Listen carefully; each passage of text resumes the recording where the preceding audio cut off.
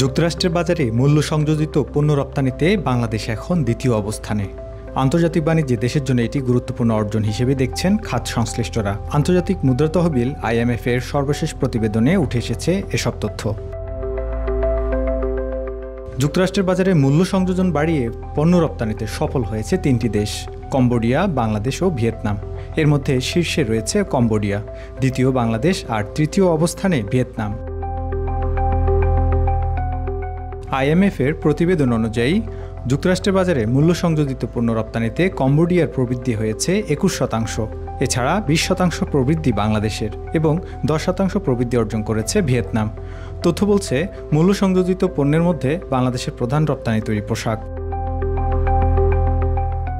ওদের স্বপ্ন পূরণে পাশে থাকতে পেরে আমরা গর্বিত। অন্যদিকে চামড়া ও হস্তজাত পণ্য রপ্তানিতেও উল্লেখযোগ্য অগ্রগতি হয়েছে। যেসব দেশ আগে শক্ত অবস্থানে ছিল, তারা এই সুযোগ কাজে লাগাতে পারেনি।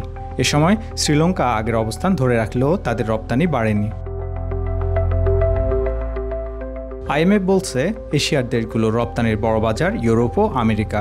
এসব বাজারে মূল্য সংযোজিত পণ্য বাড়াতে পারলে বাড়বে রপ্তানি আয়, আর এতে ইতিবাচক প্রভাব পড়বে বৈদেশিক মুদ্রার রিজার্ভেও। প্রতিবেদনে আরও বলা হয়, চলতি অর্থ বছরে বাংলাদেশের GDP প্রবৃদ্ধির পূর্বাভাস 4.9% অপরিবর্তিত রয়েছে।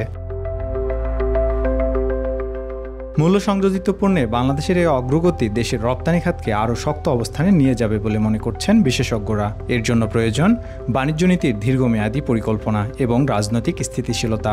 তারেক হোসেন, বাংলা নিউজ 24।